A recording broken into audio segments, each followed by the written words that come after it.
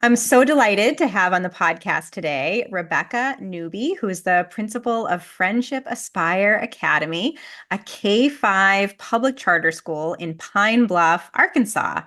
I had the chance to meet Rebecca in person and serve on a panel with her recently at an education conference in Arkansas that was highlighting the growing options available to families throughout the state of Arkansas, public, private, charter, microschool, homeschooling, all sorts of incredible growth there in learning possibilities for families, including many that are now more accessible to more families due to expanded school choice policies and especially the universal education freedom accounts that enable families to decide on the right educational fit for their child. So it's great to meet Rebecca. She is former ninth grade English teacher in district schools, public district schools in Pine Bluff, where she taught from 2017 to 2021 during those sort of tumultuous COVID years. Then she shifted into administration and became the principal of Friendship Aspire Academy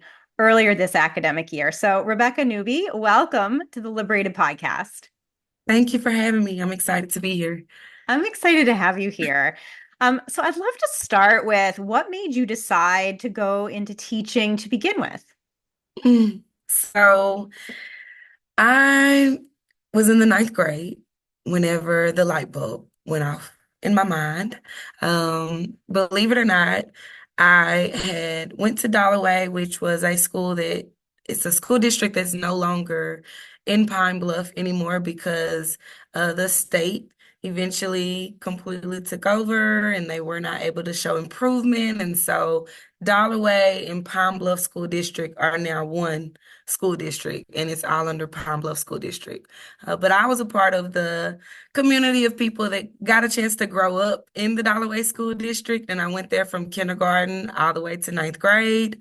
We were the smallest district in our city, and it really always felt like family. But when I was in the ninth grade, I transferred from Dalloway and I moved to North Little Rock. And that was a rough year for me overall. I went from being a 4.0 all A student to a 1 point something GPA by the end of my ninth grade year. I had just lost my sister at the beginning of my ninth grade year. I went through some family things as well, moving in from my dad's house back with my mom who was living in North Little Rock. And there was so much life that was beyond my control that the light that I had inside of me was no longer there. That was my first time ever facing depression. And that's how I know that even with kids, mental health is real, because it's not that I just didn't care or couldn't do the work.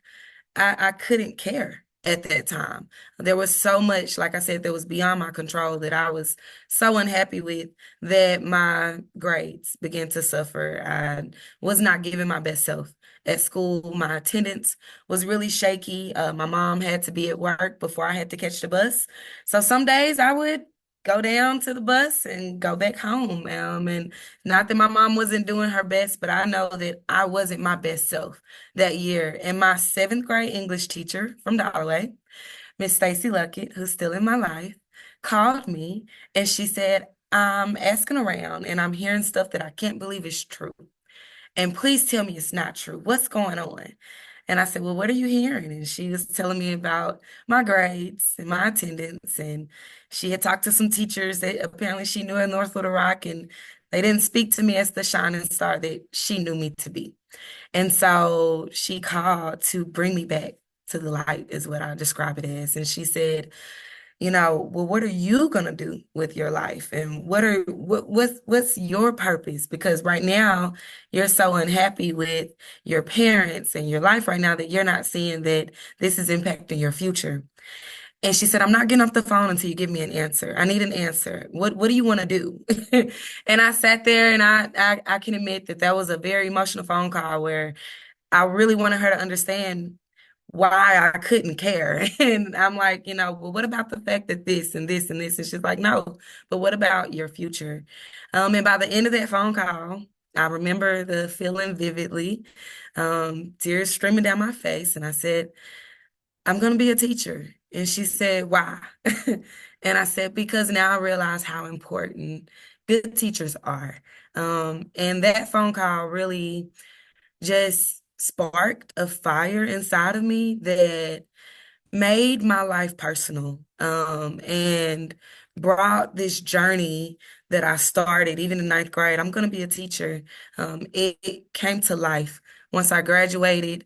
Even in 2012, when I moved back to Pine Bluff, I was able to go to Pine Bluff High. So instead of me going back to Dalloway, I went back to Pine Bluff High.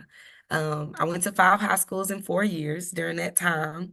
Um, so it was a really rough like transition through high school, but no matter what, I kept my eyes on what I wanted to do afterwards.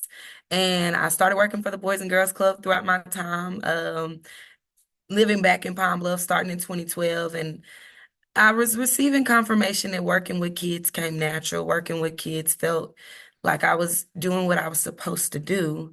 And then I graduated and I was hired to teach seventh grade English at the beginning of the summer. Um, Once I was hired at Watson Chapel.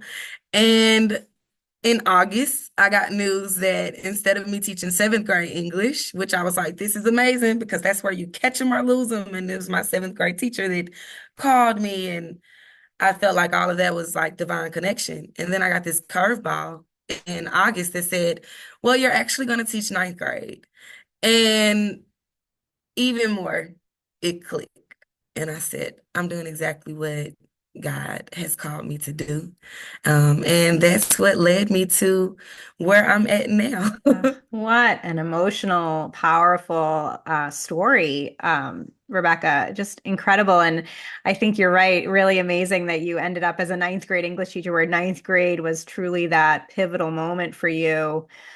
So when you entered the classroom as a public school teacher in 2017 in the ninth grade English classroom, what was it like being on that side of the desk, now as a teacher, impacting, interacting with other ninth graders, and kind of thinking about your own journey from that point? It was life-changing. I can never, ever forget my experience as a ninth grade English teacher. Those 4 years that I had in the classroom with my students are the foundation of every belief that I hold to be true as an educator. The thought that it's too late for any kids, that it's too bad for any community to see hope, and even me being a part of the school systems in Pine Bluff, now being on that side as an educator, the responsibility that I felt, the accountability that I felt, the ownership of the reality that I was facing, was real.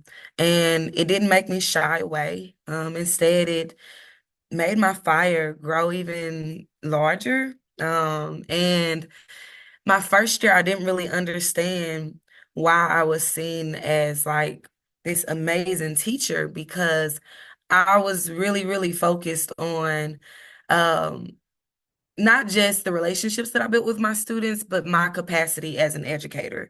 And coming in as a first year teacher, there's so much that you don't know that you don't know. And the idea of the fact that I knew it was so much that I didn't know, made me hungry to grow and to gain more information.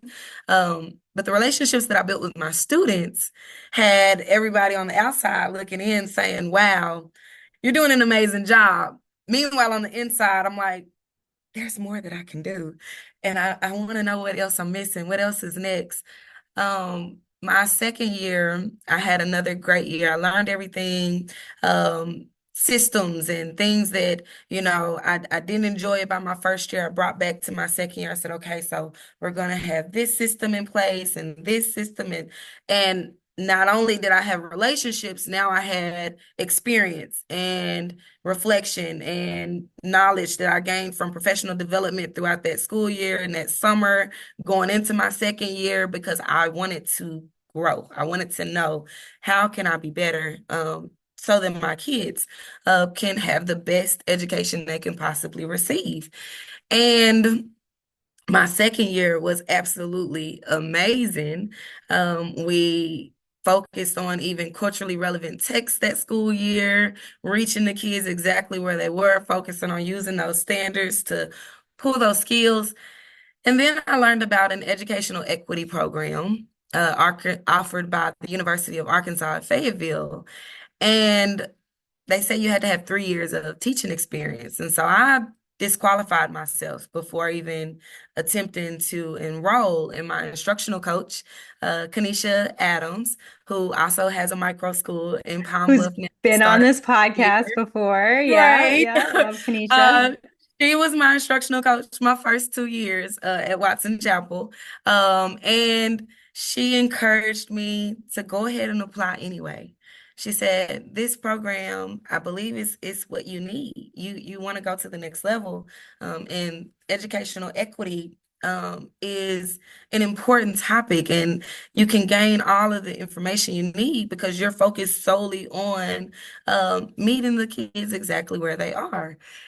I signed up for the program and I was accepted. And that program was literally foundational for all the years that came afterwards, because it helped me understand that what I had been doing my first 2 years wasn't just because I cared and that I was a nice teacher and that um, I was from Pine Bluff and I could relate to the kids. It was actually best practices. It was research-based practices. And I now not only had the personal beliefs, but I had the pedagogical like research to present to support what I was seeing happening in my classroom and why it was working, why I did not have to write students up at all, why I had academic gains and strong parent relationships. I was able to understand the fact that this isn't something new, but it wasn't something normal to the city of Pine Bluff and to the communities that we serve. Because of the populations that we serve, it's easy to see communities like Pine Bluff as lost causes. And unfortunately, a lot of educators suffer from their own biases, from their own educational experiences. And once again, you don't know what you don't know. And so if they've never been exposed or even taught what the research really says. Instead, they just see those people as, well, that's just the way they are. And this is just the way I am. And they're not being pulled in those levels of accountability to really reach the kids where they are, then the kids are the ones that suffer. Yeah. Yeah, I mean, we hear so much about challenges of district schools and especially in low income areas. And yet I love your point that um, these weren't new ideas, but they weren't normal. Yeah. The practices you were bringing into the classroom weren't normal for the district schools in Pine Bluff and probably across the country in many cases. No, not And these even were best practices. right, right. Yeah. Um, just so powerful that you really were able to see meaningful change in a system that, to your point, a lot of people sort of gave up on themselves, gave up on other students, and you were able to say, no, there's so much that we can do here.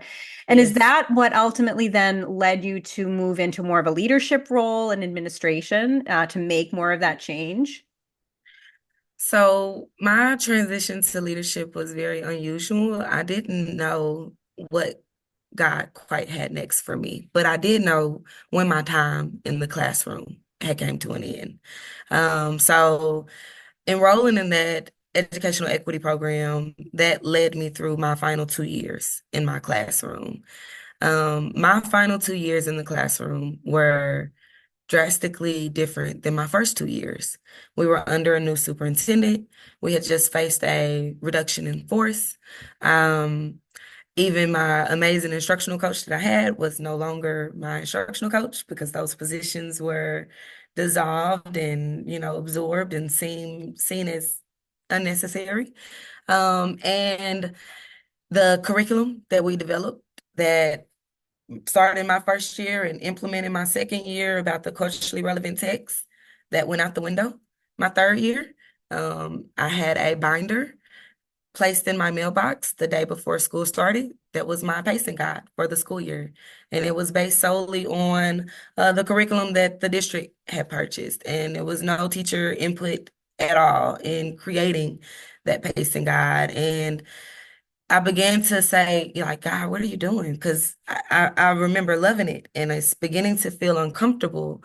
And all while going through my equity program that is revealing to me all of the inequities that our education system has as a whole.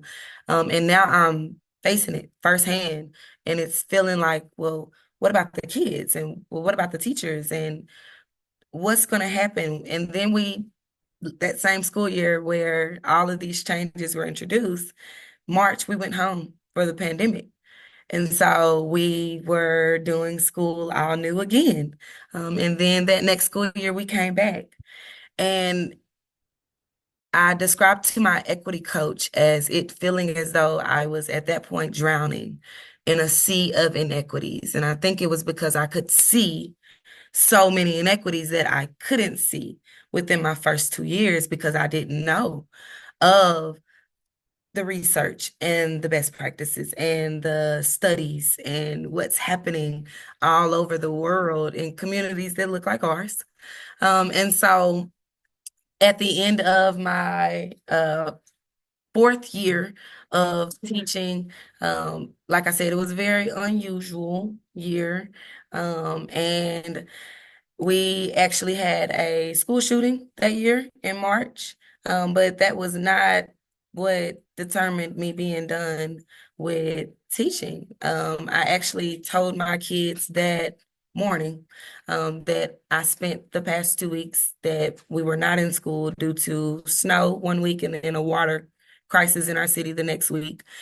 That I had spent those 2 weeks updating my resume, my cover letter. I did not want my kids to feel as though me not teaching at Watson Chapel was anything to do with them. I wanted them to know that I knew that there was something more for me. I don't know if I'm supposed to be moving to Little Rock. I don't know if I'm supposed to be moving to, I didn't know what was next, but I did know that I was preparing to transition because everything had become so uncomfortable by that point.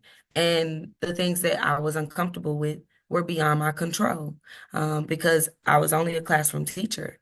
So I couldn't change the fact that I had 80 plus kids in my fifth period virtual class, and I had the same 50 minutes with my fifth period virtual class that I had with my 13 kids in my AP virtual class, or my 28 kids in my in-person class during a pandemic where there's no room to social distance because we have 28 kids. Meanwhile, there's a neighboring school district that's under state control that has 12 kids per class and they're all on Chromebooks and the kids don't rotate. And so seeing the pandemic and seeing how everybody had the autonomy to do it their own way, and it not be rooted in possibly like a systemic way of what's best.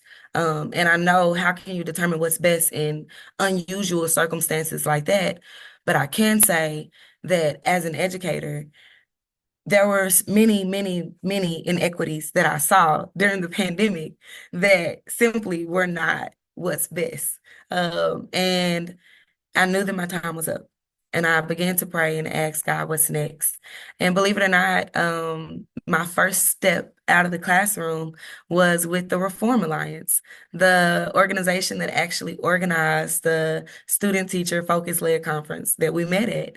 And I was one of their community organizers because they were going to get started with that work in the community of Pine Bluff. And I was excited to empower parents to know their rights and know the information that's out there. And then I was also working for our local Boys and Girls Club of Jefferson County as a site coordinator, which I grew up in ever since I was 5 years old. It's where my first job was, like I said, even in 2012. And it was a great transition time, but I had no idea that the Lighthouse school that I ended up joining in October would be where I would land in administration. I thought that my education journey was going an alternate route, and Hmm. instead, I was placed back in K-12 And what is education. Lighthouse? Lighthouse is another charter school. However, it's no longer in Pine Bluff. We were absorbed into the Friendship Network. Like I said, I was Got there it. for 2 years. So I was a part of the last 2 years that Lighthouse had in Pine Bluff. And it was my first time being a part of a charter school. And I felt the family feel again. I felt Mm. the the music in the halls, the tightness of families choosing to send their kids to this school and trusting. And then with that school, it was K-8. And so being able to see the siblings and the families that are like, you know, it was a beautiful experience. And I had no clue that we only had 2 years left in Pine Bluff. But while I was there, I, of course, gave it my all. And whenever I learned that we were being, absorbed is the word they used into the Friendship Network, I would say that I was excited for what that meant for the community of Pine Bluff because Friendship had already began making a name for themselves in our community. And when I left Watson Chapel, in 2021, before I was a part of any other school, because like I said, I was working for the Reform Alliance and the Boys and Girls Club, I chose to send my daughter to Friendship. And she joined this organization in the first grade.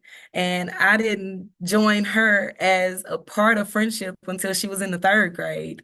Oh, But I love it.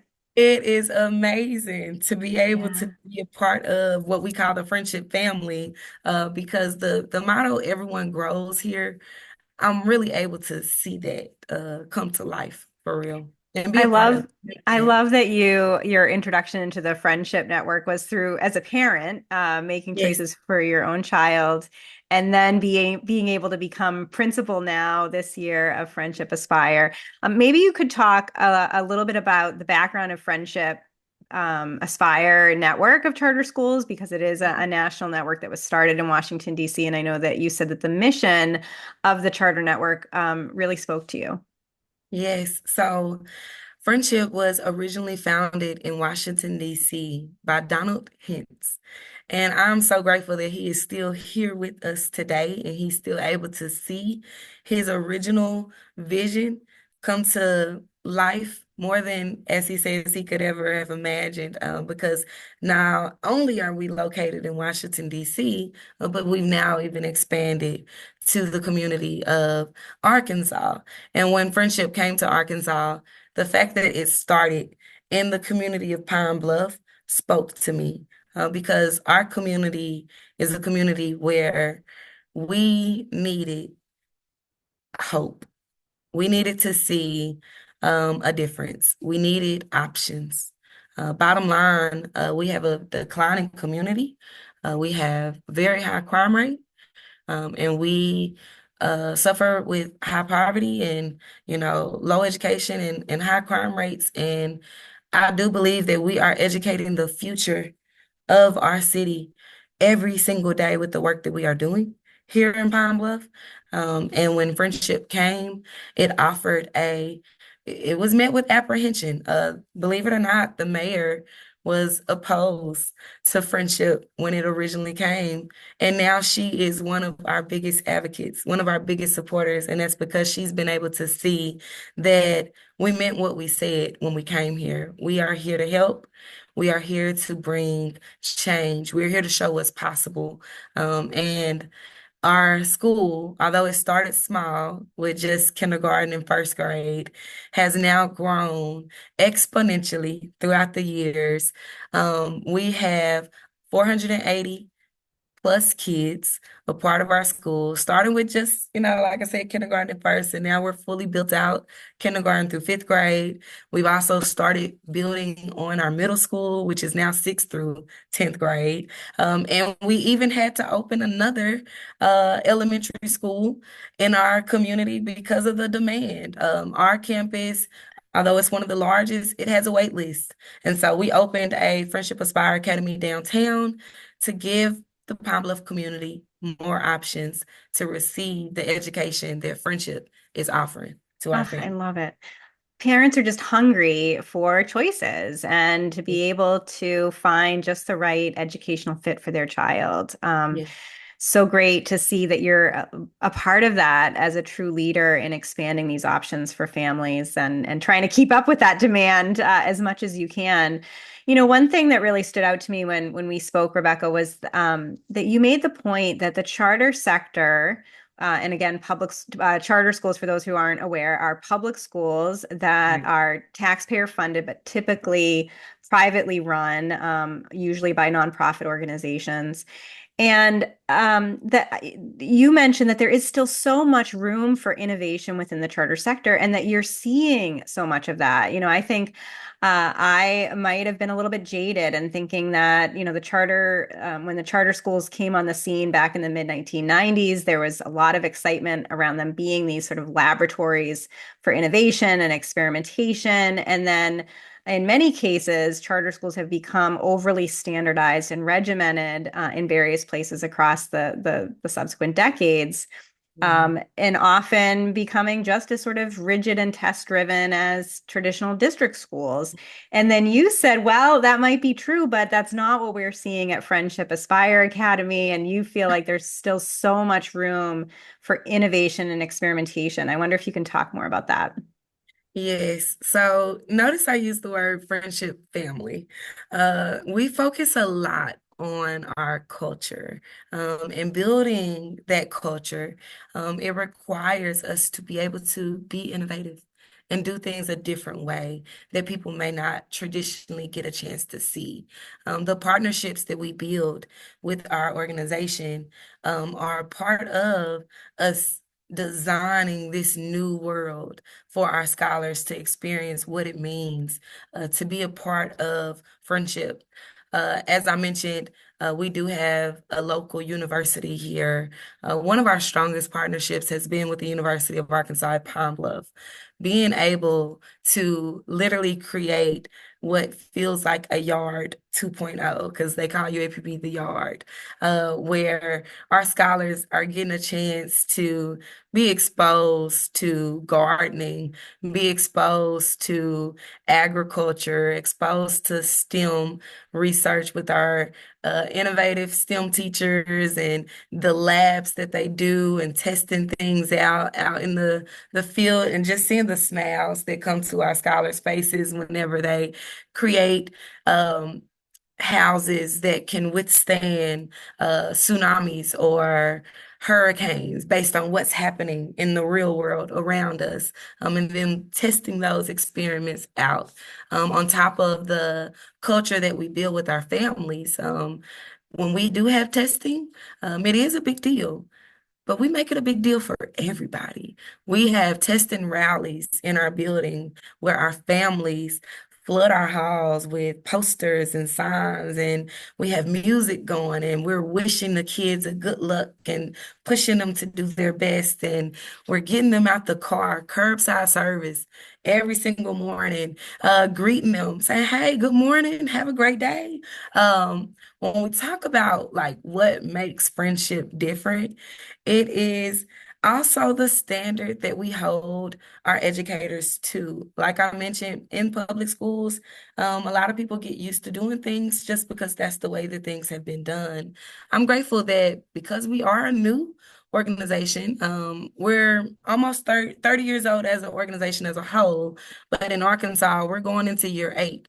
And so you see a lot of new educators.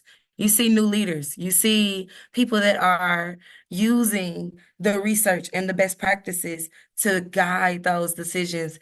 And we, as the leaders in the friendship organization, the principals, were really close, and we all understand that although our teachers are expected to teach our students, that we are the leaders and we're expected to teach our teachers. And so instead of turning a blind eye to malpractice, because if it's not best practice, it's malpractice. We are determined to set a standard on what it means to educate scholars in communities that have higher needs, and to be able to meet them exactly where they are. And so, even the trauma informed practices and the culturally relevant practices, and focusing on the mindset that it takes to be an educator in this generation is a lot of the work that leaders have on our shoulders in this day and time, because education landscape is constantly changing around us. We have to remain competitive in offering something fresh, something new, something different to our families that they have never seen before. I love that. And I love that something fresh, something new, something different is able to come out of the charter sector. So I'm glad that you were able to educate me about that and give me hope that the charter sector still retains much of its roots in as incubators of innovation and experimentation. And certainly you're trying to do that with Friendship Aspire Academy in Pine Bluff. So Yes, I'd love to wrap up, Rebecca, with the final question that I asked you during that student-focused, teacher-led conference put on by the Reform Alliance in Arkansas several weeks ago, which was, what do you see as sort of the future of education in Arkansas? I see more change. I see more options. I do see our families taking more ownership of what's happening in education, especially in the community of Pine Bluff. Whenever you're able to see a school being successful, and for generations, and I can say for generations because, like I said, I was educated in this community as well. We hadn't saw results and we hadn't saw the gains. It makes people wonder, well, what's different? And us offering different options, different choices, different opportunities, because I'm a strong believer that we can't talk about the achievement gap unless we mention the opportunity gap as well. And I'm also challenging my staff this week. We're doing a professional development on the empathy gap, because if we're talking about achievement gaps and opportunity gaps, we need to understand what's creating the space for those gaps to be created in the first place. And what we're learning now in education is that there's also a lack of empathy, a lack of understanding, a lack of ability to connect directly with the people that we're serving. And so I do believe that as our options grow, there will be more options that speak to the needs of the different communities, even in communities like Pine Bluff. We cannot use a one size fits all approach to educating our communities, because we are building the future of the next generation. And if we do not take ownership right now of what our current reality is, then we will continue to allow things to be the way that they've been, because that's the way that they were. So I'm open to all of the change that is on the way. I'm excited to see what this means for Arkansas as a whole, because I know that we would not be introducing these changes unless we saw the need for it. And I know overall, our literacy rates as a state, our proficiency rates as a state need to show improvement. So I'm glad that we are leading in the area of offering this change in landscape and what education looks like. And I'm excited to see where that puts us in the rankings amongst achievement and proficiency as the years go by, because I am hoping that it produces a very positive change as we begin to look at exactly what are we doing to serve everyone. That goes back to my strong belief in equity. It's not about things being equal. And, this, like I said, one size fits all approach. It's truly about us being able to be honest about what do people need, and then be honest about what options do we have to meet those needs. And if the options are few, and slim to none, then I hope that in the years to come, that's not the same story. And instead, we have more than one high performing option to offer the community of Pine Bluff.